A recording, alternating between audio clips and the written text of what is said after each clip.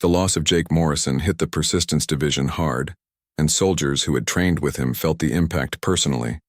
But his sacrifice also galvanized them in ways that words could not explain, and his final message intercepted and translated by coalition forces became both a promise and a threat that echoed across the entire warfront. Human teams intensified their operations after Kepler, and each one pushed deeper into enemy territory and stayed longer and endured worse conditions, because Jake had shown them what was possible when a human refused to quit, even in the face of certain death. Commander Lisa Monroe sat in Admiral Clark's office 6 months after the Kepler operation, and she had just returned from leading a team that spent 4 months disrupting coalition mining operations in the Arcturus sector, and her face showed the strain of extended operations behind enemy lines. Admiral Clark asked quietly, "How many did we lose?" Monroe answered, 3 teams and 47 soldiers total, but Arcturus is ours again, and the coalition evacuated 12 mining installations and 2 military outposts. The Admiral looked at her steadily and asked, "At what cost, Commander?" Monroe met his eyes without flinching and said, "The same cost we have always paid, sir, in human lives, doing what humans do best, and refusing to surrender." Admiral Clark pulled up tactical displays showing the current state of the war, and the map told a story that would have seemed impossible 3 years ago.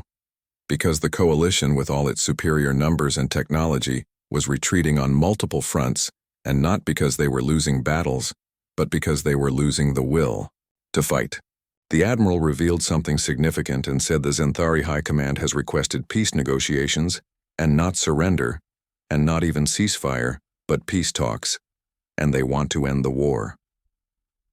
Monroe leaned forward with surprise evident on her face and said, "They are winning militarily, and why would they seek peace?" Admiral Clark explained, "Because we are winning psychologically, and the coalition has realized something fundamental, and they cannot outlast us, and every battle they win costs them more in morale than they gain in territory, and every human position they capture gets retaken, and every ship they destroy is replaced." He continued and said, "We take losses that would end any other species' ability to continue the war, and we just keep coming." The Admiral pulled up casualty reports, and the numbers were sobering because humanity had lost millions of soldiers and hundreds of ships and dozens of colonies, and by every traditional military metric, the coalition should have won years ago. Admiral Clark said, "But we are still here and still fighting and still advancing, and the Zenthari cannot understand it, and they have intercepted our communications and studied our psychology and analyzed our tactics, and their conclusion is that humans are fundamentally irrational." He explained further and said, "We fight wars we should not win, and we survive situations that should kill us, and we refuse to acknowledge defeat even when it is obvious." Monroe said, "Because we do not believe in defeat, sir, and not really. And humans always think there is a way to win if we just try hard enough and last long enough and adapt fast enough." Admiral Clark nodded and said, "Exactly. And that makes us terrifying opponents, and the coalition species evolved as apex predators, and they understand strength versus strength and direct confrontation and dominance hierarchies. But they do not understand persistence, and they do not understand stubbornness." The peace negotiations took place on a neutral station in the Deneb system, and Admiral Clark led the human delegation, and the coalition sent representatives from all member species, including the new Zenthari High Commander, who was General Vexnar, and he had replaced the defeated Kravoth.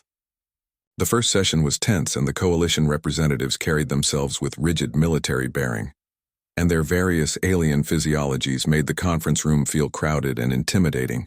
But the human delegation sat calmly because they knew they had already won the only victory that mattered. General Vexnar spoke first, and his translator turned his clicking mandibles into human language, and he said, "We seek to end this conflict, and the coalition acknowledges that continued warfare serves neither our interests nor yours." Admiral Clark nodded and said, "Humanity is willing to discuss peace terms." Vexnar continued and said, "You understand that by all military analysis, the coalition maintains superior force, and we could continue this war for decades." Admiral Clark agreed and said, "Yes, and we could too." The Zenthari general's mandibles clicked in what might have been frustration, and he said, "That is precisely why we seek peace, and your species does not behave rationally, and you sustain casualties that should break your ability to fight.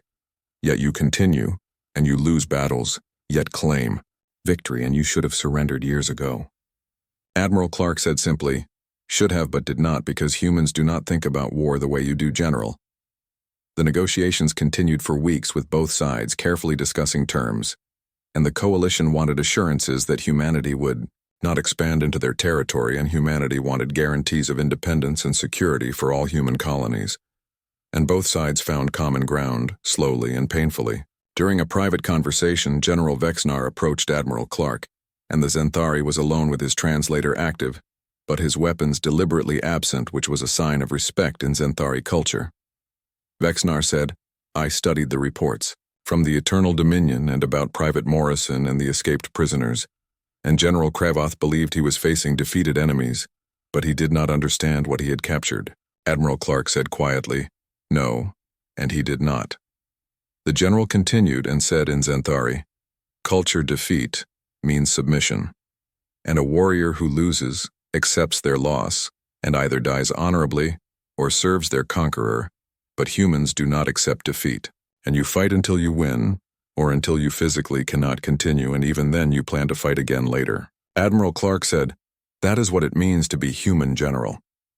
Vexnar's expression seemed almost sad, as much as humans could read Zenthari emotions, and he said, my species has conquered 73 worlds, and we have defeated countless civilizations. But we cannot defeat humanity because you do not play by the rules of warfare we understand. He explained and said, you are not stronger than us and you are not more technologically advanced, but you are more dangerous because you never ever quit. Admiral Clark asked, is that a compliment or a complaint? Vexnar answered both, and also a warning. And the coalition is agreeing to peace not because we cannot defeat you militarily, but because we realize that defeating you militarily is meaningless, and you would just keep fighting from whatever remained, and you would rebuild, and adapt, and return. The general continued and said, fighting humans is like fighting a persistent infection, and you can win every battle and still lose the war. Admiral Clark considered his words carefully and said, General, let me share something with you, and before humanity reached the stars, we almost destroyed ourselves several times, and wars and plagues and environmental collapse, and we nearly went extinct a dozen different ways, but we survived. Vexnar asked, do you know why? Admiral Clark answered, because humans are optimists, and even when things are hopeless, we believe we can find a solution, and it is irrational, but it is who we are, and we look at impossible situations and think, but what if we try this? He continued and said that optimism combined with stubbornness makes us very difficult to defeat permanently. Vexnar was silent for a long moment and then said, the peace terms we are negotiating and humanity is getting favorable conditions, not because you won the war, but because the coalition cannot afford to fight an enemy that considers winning and losing irrelevant, compared to continuing to fight. Admiral Clark said simply, put more simply, General, and we will outlast you because we are built for outlasting, and it is what we do. The peace treaty was signed 3 months later, and the terms were favorable to humanity, with full recognition of all human colonies and trade agreements and mutual defense pacts, and most importantly, a coalition acknowledgement that human space was inviolable and could never be invaded again. News of the treaty spread across human space with celebration and relief, because the war was over and humanity had survived against impossible odds. Commander Monroe stood at Jake Morrison's memorial on Titan, where the Persistence Division maintained. Its headquarters, and a simple stone marker bore his name and the division's motto, which read, "We do not quit." She was not alone, because hundreds of soldiers gathered there and many wore the Persistence Division's insignia, and they had come to honor not just Morrison, but all who had fallen, proving that human weakness could be strength.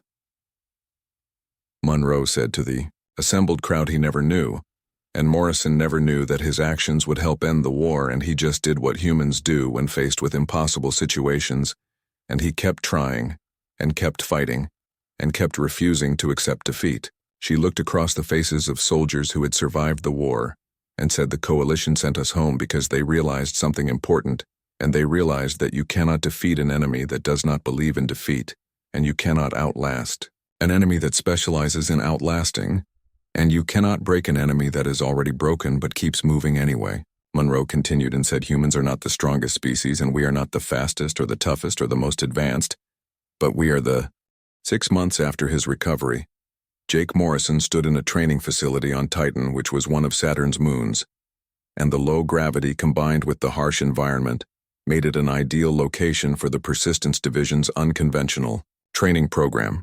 And around him 50 other soldiers had gathered, and all of them were volunteers, and all of them had stories similar to his own about surviving things that should have killed them. Commander Lisa Monroe had accepted a position as one of the division's tactical officers, and she stood at the front of the assembled group, and her presence commanded respect because everyone there knew what she had survived. Monroe began by saying, "Welcome to the Persistence Division, and you are here because you have already proven something that the rest of humanity takes for granted, but that terrifies the Coalition, and you have proven that humans do not quit." She activated a holographic display showing footage from various battles across multiple worlds, and she said, "The Coalition has superior technology, and their soldiers are stronger and more durable and better armed, and in a fair fight we lose, so our job is to never fight fair." The training was unlike anything Jake had experienced in basic training, because instead of focusing on strength or speed, the Persistence Division trained for endurance and adaptability and psychological resilience, and they ran for hours in Titan's methane-rich atmosphere with their suits providing just enough oxygen to continue, but never enough to feel comfortable. They learned to function on minimal sleep and minimal food and minimal resources, and the instructors pushed them to their breaking points and then pushed them further, because the goal was to teach them that breaking points were not real and were just mental constructs that could be overcome through willpower. Their medical instructor was Dr. Kevin Rogers, and during a class on human physiology, he explained that pain is information, and your body sends pain signals to warn you about damage, but humans have a unique ability to acknowledge that information and then ignore it when necessary, and no other species can do this to the same degree. Dr. Rogers showed them brain scans of different species experiencing pain, and he said, "This is a Xanthari soldier, and see how the entire neural network lights up and their brain is overwhelmed by the signal. And now look at a human." The human brain scan showed distinct differences, with some areas lighting up, but other areas remaining calm and active, and Dr. Rogers explained, "We can compartmentalize and we can say, yes, this hurts, but I'm going to keep moving anyway. And this is not toughness, and it is neural architecture." Jake learned that what he had done on the Eternal Dominion fighting through injuries that should have stopped him was not exceptional by human standards, and it was normal, and every human possessed this capability, and they simply had to learn to access it consciously. The tactical training focused on asymmetric warfare, and they studied historical human conflicts, learning from guerrilla fighters and resistance movements and underdogs who had defeated superior forces through patience and cunning, and refusal to surrender even when logic said they should. Lieutenant Chris Patterson, who was now fully recovered and serving as a training officer, taught them about persistence hunting. And he said, "Our ancestors chased antelope across the African savanna, and the antelope was faster, but humans could run for hours while the antelope had to stop and cool down, and eventually the prey collapsed from heat exhaustion. And we are going to do the same thing to the Coalition." They practiced long-duration missions in hostile environments, and Jake's team spent 2 weeks surviving in Titan's wilderness, with minimal supplies while being hunted by instructors in environmental suits. And the exercise was not about evading capture, but about continuing the mission despite being pursued. On the 13th day, when Jake's team was exhausted and running low on supplies, they achieved their objective, which was reaching a simulated Coalition communications hub and planting a tracker, and they had been captured 5 times during the exercise but kept escaping and returning to the mission. Monroe explained afterward, "That is the point, and the Coalition expects defeated enemies to stay defeated. But humans do not, and we get captured, and we escape, and we get injured, and we heal, and we get beaten, and we adapt. And from their perspective, we are like an infection that keeps coming back." The division also studied Coalition psychology extensively, and Dr. Amanda Foster, who was a xenopsychologist, taught them about the fundamental differences between human thinking and alien cognition. Dr. Foster explained that the Xanthari respect strength, and direct confrontation, and deception and indirect tactics are seen as dishonorable, and the Vexnari, who are another Coalition species, have rigid hierarchical thinking, and they cannot adapt if their command structure is disrupted, and the Krell are hive-minded and panic when isolated from their collective. Someone asked, "And humans, Dr. Foster smiled slightly and said, "We are chaos personified and we have no inherent respect for authority, and we thrive in disrupted command structures, and we are comfortable being alone for extended periods, and we consider deception a valid tactical option, and by coalition standards we are unpredictable and therefore terrifying." Jake absorbed all of this information and understood now why General Kravoth had been so confused by his actions, because the general had expected captured prey to remain subdued, and instead Jake had become more dangerous. After 6 months of intense training, the Persistence Division received its first official mission, and Admiral Clark briefed the lead teams personally. The Admiral said the Coalition has established a forward operating base in the Kepler system, and it is heavily fortified and well supplied, and serves as a staging ground for attacks on our colonies, and conventional assault would cost thousands of lives and likely fail, so we are not going to assault it. He brought up schematics of the base, showing defensive positions and supply routes and troop concentrations, and he said instead, 8 teams from the Persistence Division will infiltrate the system, and your mission is not to destroy the base, and your mission is to make it unusable, and you will disrupt their supply lines and sabotage their equipment and intercept their communications, and generally make their lives miserable until they abandon the position. Monroe asked, "How long do we have?" Admiral Clark said, "As long as it takes, in weeks or months or however long you need, and you will have minimal resupply and minimal support, and you will be on your own, deep in enemy territory, and can humans handle that?" Jake looked at his team, and there was Lieutenant Danny Wright, who was an engineer, and had survived 3 ship disasters, and Corporal Nina Hayes, who was a sniper, and had once held a position for 9 days straight during a siege, and Private Sam Foster, who was a communications specialist and had learned 4 alien languages in 6 months, and they all nodded, because they were ready. Jake answered for his team and said, "Yes, sir, and we can handle it." The insertion went smoothly, with 8 small stealth ships dropping teams throughout the Kepler system, and each team was responsible for a different aspect of the harassment campaign. And Jake's team landed on a frozen moon orbiting the system's 4th planet, within striking distance of 3 coalition supply routes. They dug in and created a hidden base in an ice cave system that would protect them from sensors and the harsh environment, and then they went to work. The first supply convoy encountered mysterious engine failures that left them stranded, and the second convoy found its cargo containers infested with a genetically modified fungus that rendered their food supplies inedible, and the third convoy disappeared entirely with its wreckage, later found scattered across several asteroids. The Coalition responded as expected by sending security patrols to investigate, but Jake's team evaded them easily, because the aliens searched for military vessels or large enemy forces, and they did not look for 4 humans living in an ice cave, surviving on minimal rations and striking whenever opportunity presented itself. Nina reported one evening after translating intercepted communications and said, "They are calling us ghosts, and the garrison commander thinks we are a much larger force using stealth technology."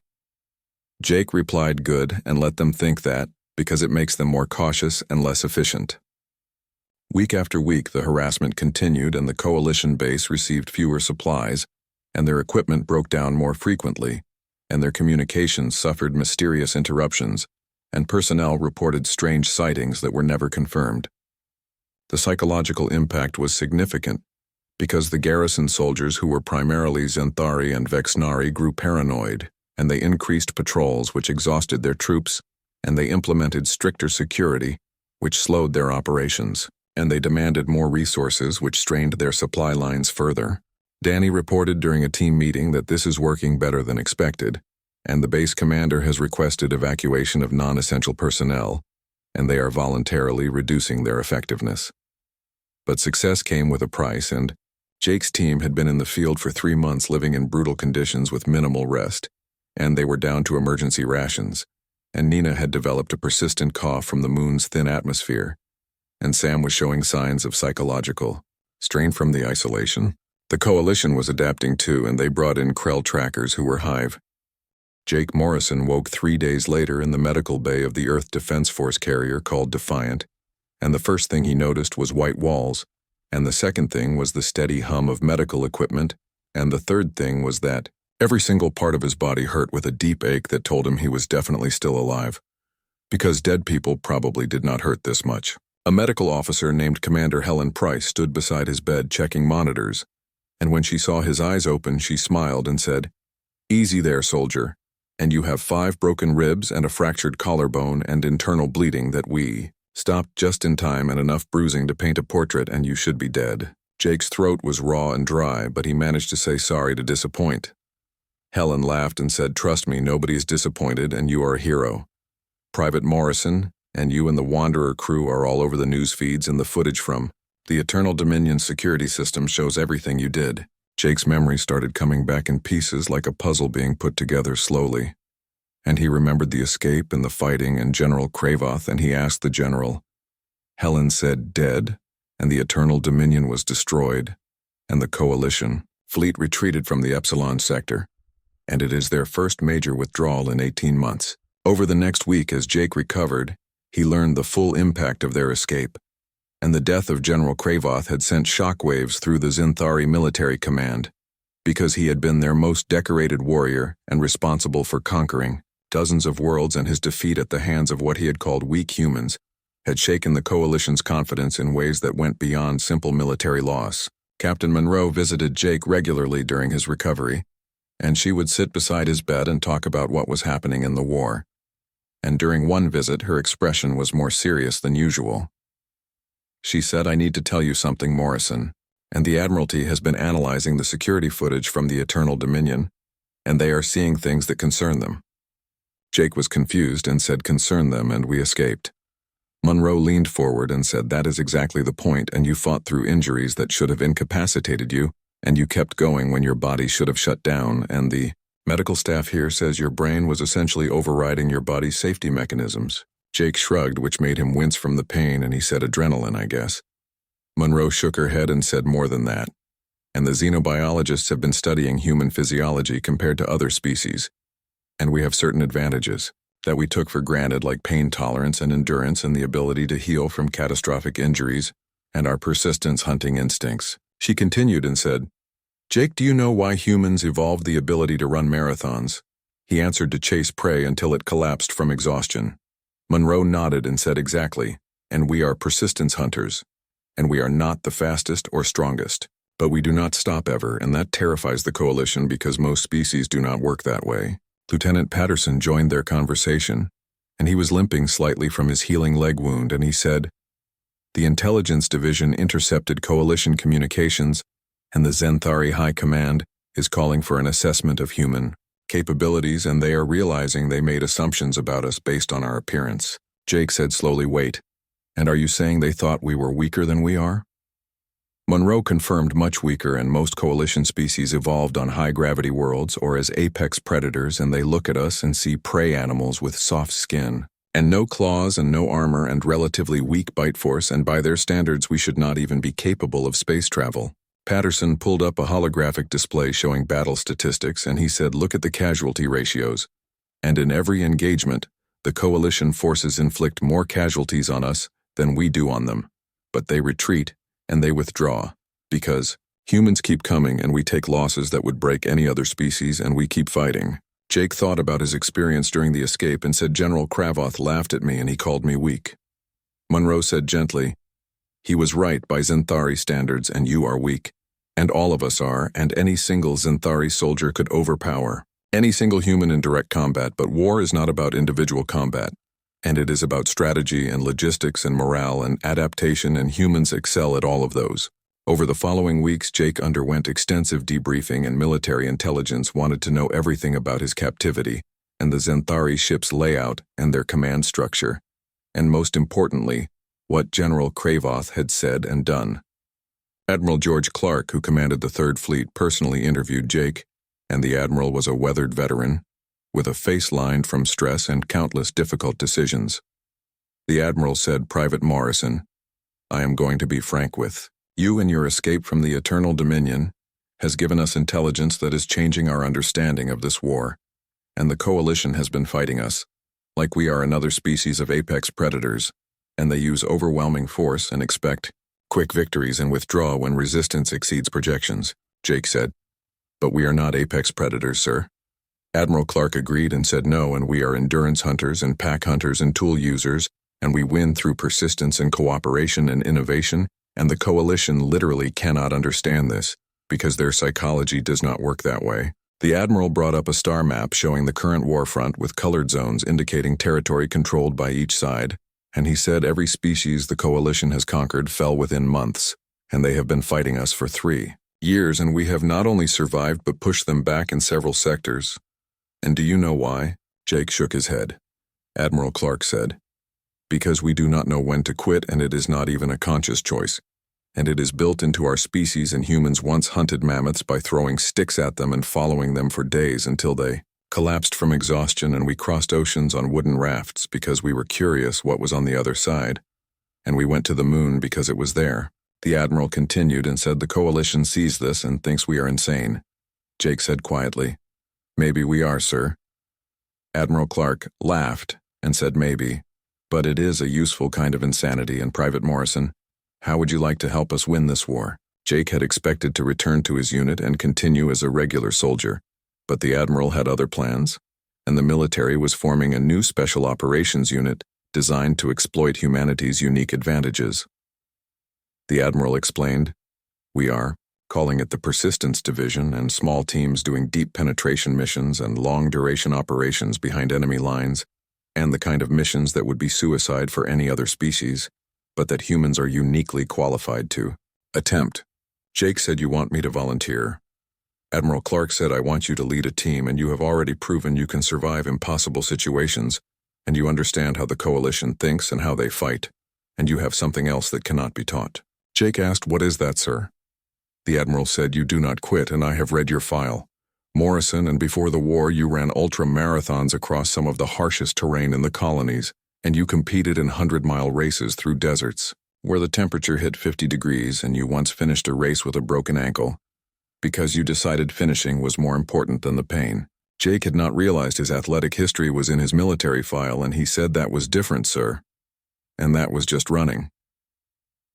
Admiral Clark leaned forward and said, was it, or was it training yourself to override your body's quit signals, and the same skill that kept you fighting on the Eternal Dominion when you should have been unconscious or dead? The Admiral continued and said the Coalition does not understand humans, Morrison, and they look at our bodies and see weakness, and they do not see that our weakness is precisely what makes us dangerous, and we are not strong enough to win through direct force, so we learned to win other ways, and we are not tough enough to shrug off injuries, so we learned to keep fighting despite them. Jake looked at his hands, which were still healing, and he thought about his crewmates who had not made it, and about the billions of humans depending on soldiers like him to keep the Coalition away from Earth and the colonies. He said, I am with you, sir. And when do we start? Admiral Clark smiled and said recovery first and then training. And we are going to turn you and volunteers like you into something the Coalition has never encountered before. And not super soldiers, and not enhanced warriors, and just humans pushed to our natural limits, and those limits, Private Morrison, are further than any alien species can imagine. The war between the Galactic Coalition and humanity had been going on for 3 long years, and neither side seemed close to winning.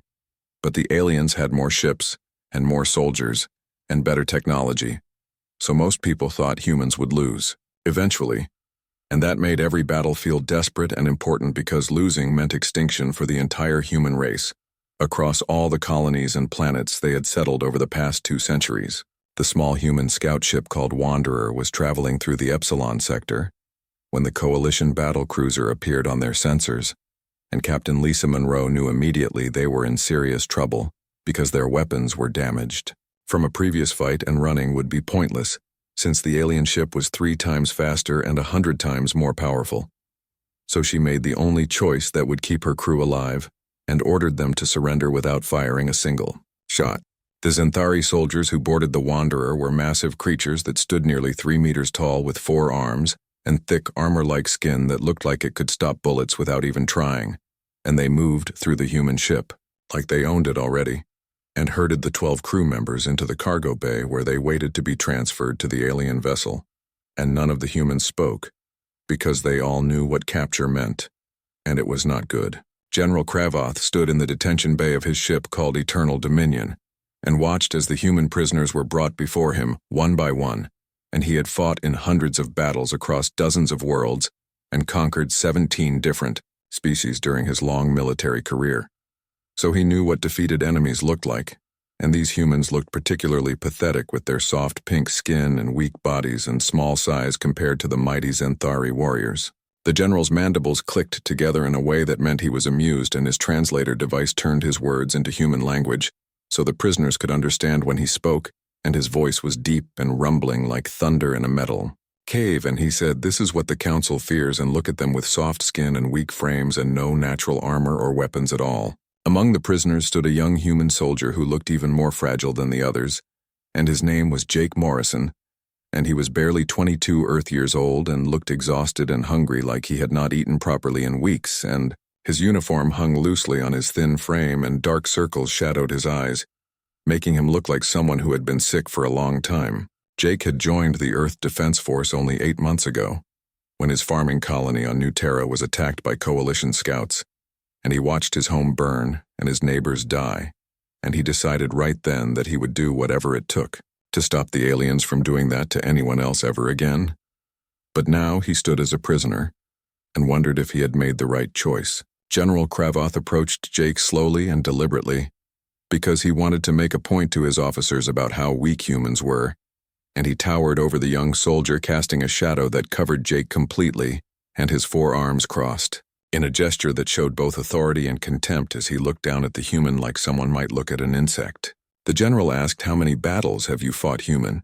And his voice was not cruel exactly, but more curious, like a scientist examining something under a microscope. And Jake straightened his back, despite being tired and afraid, and answered 3, "Sir, because lying seemed pointless, and the truth was the truth, no matter how embarrassing it might be." Kravoth's laughter boomed through the detention bay and echoed off the metal walls, and his officers joined in the mirth, because the idea of a soldier with only 3 battles was ridiculous to them. And the general said, "3. And I have fought 300, and your species sends children to war." And then he turned to his officers and said, "Take them to processing, and perhaps the research division can discover what makes them think they can stand against us." The prisoners were separated and led to individual cells, and Jake found himself alone in a small chamber with transparent walls that let the Zenthari guards watch him constantly from outside, and they brought him water that tasted metallic and a nutrient paste that looked like gray mud and tasted worse than it looked. But he ate it anyway because staying alive meant staying strong enough to escape if the chance came. For 2 days, Jake sat in that cell while alien scientists ran their tests and scans, and they measured his bone density and muscle composition and neural activity with devices that hummed and beeped and made his skin tingle uncomfortably. And the lead scientist, whose name was Vex, had 4 eyes instead of 2, and seemed genuinely confused by what the tests showed. Vex reported to General Kravoth that these humans are extraordinarily fragile, and their bones break easily and their skin tears, and they require specific atmospheric conditions, and they suffer from numerous biological inefficiencies, and I cannot understand how they have survived this long against our forces. The general visited Jake's cell personally because his curiosity had grown and he wanted to understand the contradiction between human weakness and human success in battle. And he stood outside the transparent wall and asked Human, "My scientists say you should not exist and your world's gravity is weak and your biology is flawed. Yet your species has destroyed 12 of our battleships. So explain this contradiction." Jake looked up at the towering alien and thought about everything he had learned during his 8 months of service, and everything he had experienced growing up on a colony world where survival meant working harder than anyone thought possible. And he said, "We are stubborn, I guess." Kravoth's mandibles clicked again and he said, "Stubbornness does not deflect plasma bolts or breach armored hulls," and his tone suggested he thought Jake was either stupid or lying, or both. Jake nodded slowly and said, "No, but it keeps us fighting when we should be dead." And there was something in his voice that made the general pause for just a moment before dismissing it as primitive bravado, because every species claimed to be special and unique, but in the end, they all fell to superior force. What General Kravoth did not know was that Jake Morrison was not just any soldier, and before the war he had been a competitive endurance athlete who specialized in ultra-marathons across New Terra's harsh desert terrain, where the temperature could hit 50 degrees and the sun could kill an unprepared person in hours, and he had once run for 72 hours straight on minimal water, because giving up was not something his mind understood how to do. On the 3rd day of captivity, The alarm sirens suddenly started blaring throughout the Eternal Dominion, and red emergency lighting flooded the corridors, turning everything the color of blood, and Jake pressed against his cell wall trying to understand what was happening, and his heart started beating faster with something that might have been hope. A massive explosion rocked the ship, and Jake felt it through the floor and walls, and the lights flickered. And through the transparent wall he saw Zenthari soldiers rushing past his cell with their weapons armed and ready, and their movements suggested panic or at least urgency, which was not something he had seen from them before. The human fleet had found them, and they were coming for their people, and Jake Morrison smiled for the first time in 3 days. The battle outside the ship raged with a violence that Jake could feel through every surface of his cell, and each impact from the human railgun slugs made the entire vessel shudder like a living thing in pain. And the Zenthari battlecruiser called Eternal Dominion had shields that could withstand incredible punishment, but even shields had limits when enough force was applied against them. General Kravoth's voice boomed through the ship's communication system, speaking in his native language, which sounded like rocks grinding together mixed with clicks and whistles, and Jake could not understand the words, but he understood the tone, which was commanding and confident, because the general believed his superior vessel would repel the attack, since the Zenthari had never lost a battlecruiser to human forces before. Jake watched everything from his transparent cell, and noticed something the guards had not seen, which was that the explosion had damaged a power conduit running along the ceiling above his cell, and sparks dripped periodically from a crack in the conduit's housing like drops of electric rain. And he watched carefully, timing the sparks and noting their intensity, because every piece of information might be useful. Another massive impact struck the ship, and this time the lights went out completely, and Jake was plunged into total darkness for exactly 3 seconds before emergency power kicked in. But those 3 seconds were enough time for him to move quickly and position himself directly beneath the damaged conduit, and when the lights returned he stood perfectly still, appearing to be in the same position as before. But his hand now held a sharp piece of metal debris that had fallen during the blackout, and it was not much bigger than his finger, and not very sharp. But it was something, and something was always better than nothing when you were a prisoner trying to stay alive. 2 Zenthari guards remained stationed outside his cell, and their attention was divided between monitoring him and checking the battle alerts that kept flashing on their data pads, and Jake could see they were young soldiers, probably as inexperienced as he was, because the way they moved suggested nervousness rather than confidence. Jake began breathing heavily and making his breath sound labored and difficult. And then he started gasping like he could not get enough air, and he clutched his chest with both hands and collapsed to the floor of his cell, writhing as though in terrible pain. And the performance was not difficult because he simply remembered the first time he had nearly died from heat exhaustion during a marathon. The guards looked at each other with uncertainty written across their alien features, and one of them tapped his datapad, trying to contact the medical staff. But the ship's internal communications were disrupted by the ongoing battle, and nothing was working properly, and the other guard approached the cell's control panel. The first guard said, "Do not enter, and it could be a deception," and his voice carried the authority of someone trying to sound more confident than he actually felt. The second guard said, "Look at him, and he is clearly dying," and the general wanted them alive for study, and there was genuine concern in his tone because failing to keep prisoners alive would result in punishment. Jake continued his performance and added convulsions to make it more convincing, and he bit the inside of his cheek hard enough to draw blood, and white foam gathered at the corners of his mouth, mixing with the blood and making him look like someone in the final stages of some terrible disease. The concerned guard made his decision and deactivated the cell's force field, and the barrier flickered and disappeared with a faint humming sound. Jake stopped convulsing immediately and lunged forward with a speed that shocked both guards because they had been told humans were slow and weak, and he drove the sharp metal fragment into the seam of the nearest guard's armor, right where the exoskeleton plates met at the knee joint, and the guard roared in pain and collapsed. The second guard raised his plasma rifle, but Jake was already moving with the kind of speed that comes from pure adrenaline and desperation, and he dove under the rifle's barrel and rolled between the guard's legs, because fighting a larger opponent meant never letting them use their size advantage. Jake came up behind the second guard and jumped onto his back, wrapping his arms around the alien's thick neck, and the guard thrashed violently, trying to throw him off like a bull trying to throw a rider. But Jake held on with desperate strength because letting go meant death. The Zenthari guard was much stronger and he slammed backward into the wall, crushing Jake between his armored body and the hard metal surface. And pain exploded through Jake's ribs and he felt something crack inside his chest. But he did not let go because pain was just information, and he could choose to ignore it.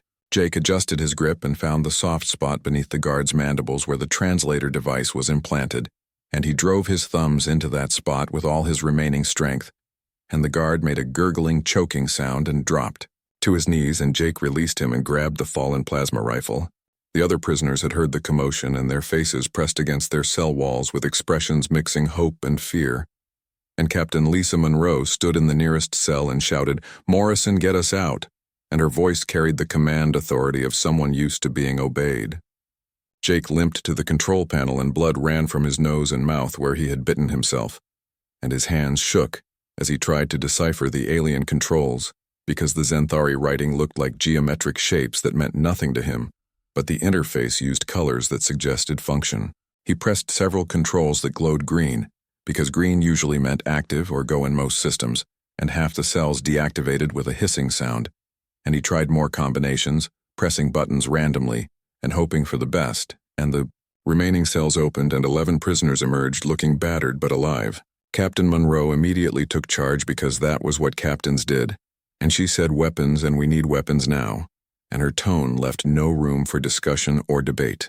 They armed themselves with equipment from the fallen guards and the plasma. Rifles were heavy because they were designed for Zenthari physiology, but humans were adaptable and could learn to use almost anything if they tried hard enough. Monroe checked a wall display that showed a basic ship layout and said the bridge is 17 decks up, and we are not reaching it, but the hangar bay is on this level, and if we can get to a shuttle, we have a chance.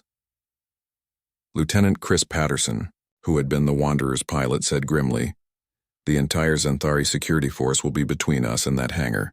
Monroe replied, "Then we go through them because there was no other choice and staying meant certain death, and at least fighting gave them a slim chance of survival." They moved as a unit through the damaged corridors, and the ship's artificial gravity kept fluctuating, making movement difficult, and twice they encountered Zenthari repair crews who were not expecting armed prisoners, and the humans took them by surprise both times. But their luck could not last forever, and as they approached a junction near the hangar level, a full security squad rounded the corner, and there were 10 Zenthari soldiers in full combat armor, led by a sergeant with battle scars across his exoskeleton that told of many previous fights. The corridor erupted in plasma fire, and 2 prisoners went down in the first volley, and their screams echoed off the metal walls, and the humans dove for cover behind support pillars and damaged equipment, but they were outgunned and outarmored, and trapped with nowhere to run. Jake looked at Captain Monroe, and she met his eyes and saw something there that made her nod slightly, because sometimes the only way forward required sacrifice. Before anyone could stop him, Jake sprinted forward into the open corridor in plasma. Bolts seared past him close enough that he could feel their heat, and one grazed his shoulder, burning through his uniform and flesh. But he kept running and fired his heavy rifle from his hip, not aiming for the soldiers, but for the ceiling above them. His shot severed a primary coolant line, and superheated gas exploded outward, filling the corridor with scalding vapor, and the Zenthari scattered because their armor could withstand plasma, but not superheated coolant, and in that moment of chaos, the other prisoners charged forward. The close-quarters battle was brutal and desperate, and Jake found himself face-to-face with the scarred sergeant who was twice his size and covered in battle-tested armor, and the sergeant's first strike sent Jake flying backward, and he heard more ribs crack. But Jake got back up because getting back up was what humans did, and the sergeant's mandibles clicked in surprise because defeated enemies were supposed to stay down. Jake charged again, sliding low and firing his rifle at point-blank range into the joint of the sergeant's leg, and the massive alien stumbled, and Jake rolled past him and fired into the back of his knee joint, where the armor was thinner. The sergeant fell, and Jake did not stop moving because stopping meant death and his body was failing, and adrenaline was the only thing keeping him conscious. But he could not afford to stop while his people still needed him. The security squad was defeated at the cost of 3 more prisoners, and they moved quickly toward the hangar bay, and Jake helped Lieutenant Patterson, who had taken a plasma bolt to his leg and was limping badly. They reached the hangar to find it in chaos because the battle had intensified, and human boarding pods were attaching to the hull, and the Zenthari were evacuating